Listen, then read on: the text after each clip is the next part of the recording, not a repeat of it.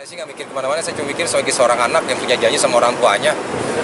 Ya kan, saya cuma pengen punya janji orang tuanya, saya pengen ngebahagiain beliau walaupun beliau nggak ada ya. Memang banyak bilang doa, tapi kan namanya momen perkataan itu kan tetapnya sebagai seorang anak yang udah janji, yang udah menyadari cinta itu gimana ketika kehilangan, ya paling nggak kan pengen mengulang, pengen bisa apa ya dalam hidup sama hidupnya masih bisa pengen.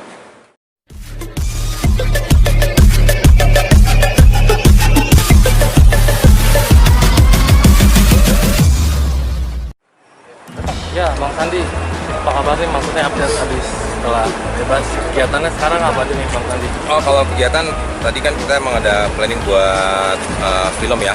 Film juga tentang apa namanya menginspirasi kan moralitas, terus juga tentang kebudayaan sama mengangkat apa namanya pariwisata juga di Indonesia Timur ya, di daerah Gorontalo, Minahasa gitu kan. Jadi itulah suatu hal yang buat mengisi hidup saya aja lah, untuk mengisi ibaratnya kekosongan ya, namanya yang hal yang saya lakukan sekarang gitu.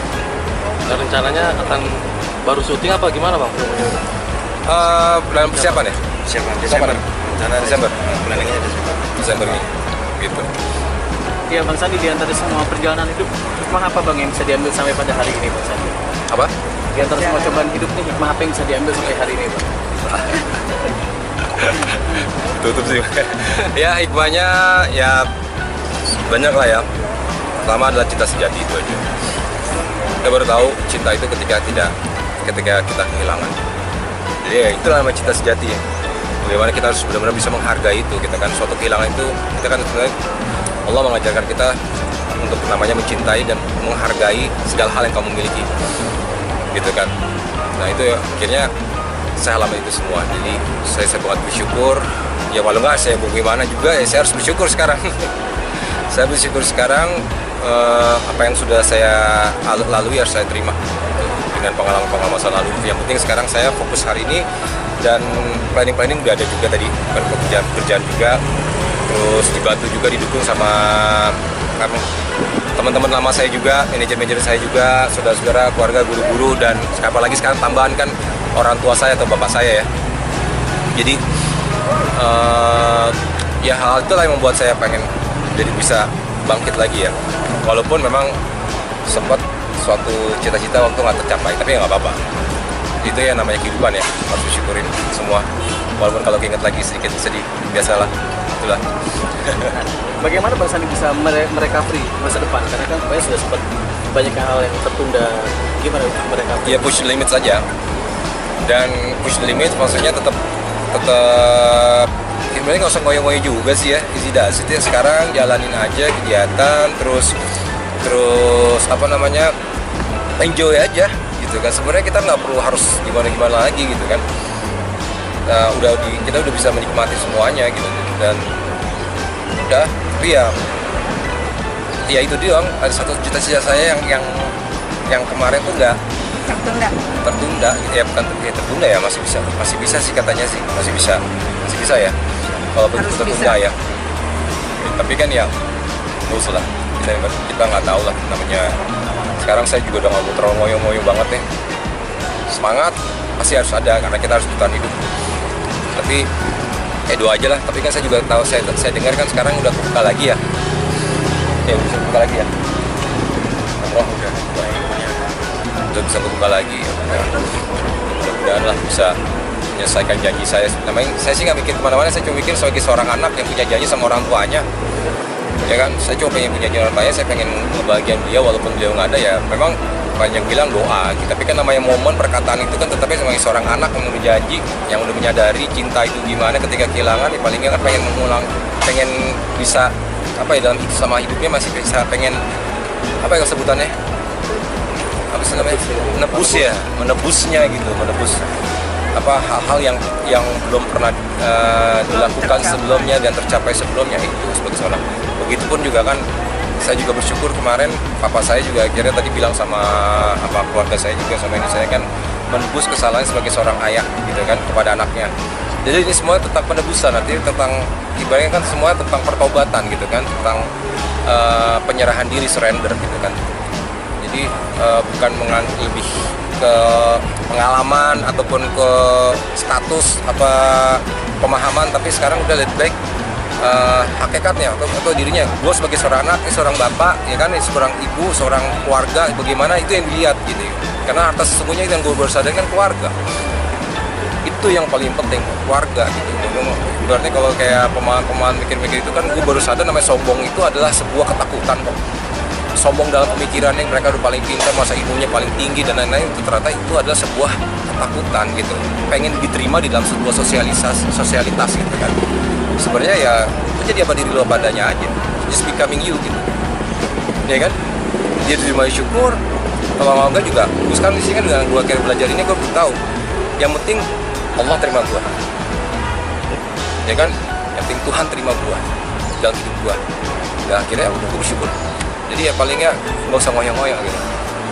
Oke. Thank you, Mas Andi.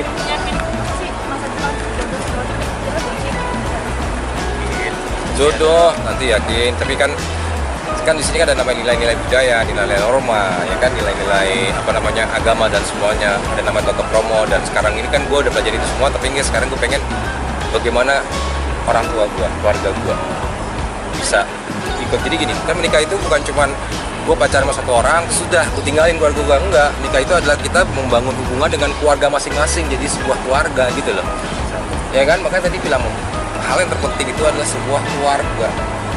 Yang gue sadarin itu, oh iya benar. Jadi ya ketika misalnya nanti mendapatkan jodoh dari Allah, ya pasti gue akan mulai yang namanya step by stepnya mengenal keluarganya, mengenal orang tuanya, mengenal mencari yang terbaiknya. Mungkin cari yang terbaik ya, sambil gue juga tetap fokus dengan kegiatan gue, tanggung jawab gue gitu kan. Bagaimana gue sekarang sebagai seorang ayah juga kan, biar bagaimanapun gue kan juga sebagai seorang anak, dan gue sebagai seorang sebenarnya brother, saudara, sahabat, dan seorang partner kerja dan lain-lain. Jadi gue mungkin ke situ, arahnya juga ke situ gitu. Ya bisnis, entertain. Gue panjang ini biar para ini ya, jadi bisa tinggal di ini aja. Gue biar jadi tadi bagaimana kan. Jelas gue intinya bisnis sih, kalau bisnis sih gue rencana karena gue mau mengajak penyakit yang namanya gue sebagai pecandu kan. Gue concern sama kesehatan sekarang. Gue sangat concern kesehatan. Jadi gue bagaimana ternyata ini sebuah penyakit yang belum ada obatnya gitu, kayak itu namanya adiksi. Jadi gue harus melakukan yang namanya service, itu yang paling penting. Artinya gue bisa memberikan pesan, carry the message. Jadi gue akhirnya baru sadar, oh iya, berarti nggak ada obat ya, belum. Ayo udah, berarti gue harus berpikir bagaimana gue bisa melakukan kebaikan aja. Dan pas kan amanah ibu gue waktu itu, gue di dalam bilang, mama bilang pengen jadi anak yang baik ya. Pesan mamanya adalah Sandi menjadi seorang yang baik dan sayang keluarga beserta adik-adiknya. Itu aja pesan mama, menjadi seorang yang baik. Gua nggak bilang gua orang yang baik, gua punya orang lain, tapi gua berusaha dan gua akan progres. Ya paling nggak semua kan waktu, nggak bisa bilang kita langsung menjadi berubah dan lain-lain. Tapi paling gua punya satu hal yang berpentingan adalah gua mau bertahan pulih. Prioritas gua utama adalah pemulihan, ya kan? Prioritas utama gua adalah pemulihan. Dari pemulihan itu baru gua akan hubungan dengan keluarga, hubungan teman-teman, kerjaan gue dan lain-lain. Yang penting gue harus mikir ke situ. Kenapa? Gimana lo bisa membangun hubungan keluarga kalau lo sendiri nggak pulih? Akhirnya lo berantakan hidup lo. Itu maksudnya sih. Proses pulihnya seperti apa sih? Apa? Cara pulihnya gimana?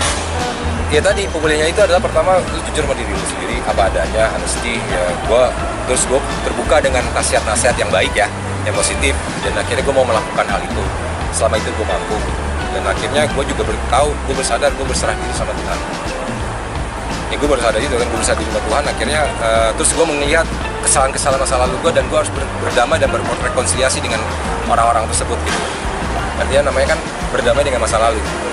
Nah setelah itu ya gue terus berdoa, dan gue terus namanya kalau gue kan gue sholat ya, kalau gue sholat terus gue berdoa dan lainnya kan. Terus itu gue juga sebutnya namanya zikir, gue namanya sholawat. Jadi kan maksudnya gue juga baru sadar sama sholat itu kan gue mulain orang gitu loh.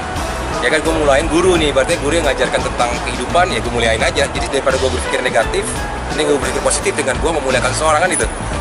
Makanya dengan akhirnya dengan gue sholawat aja, gue muliain guru-guru gitu kan, orang-orang yang benar-benar lagi kita memuliakan orang-orang yang benar-benar telah mengajarkan kita kebaikan yang damai gitu kan. Thank you, Sandi. Iya.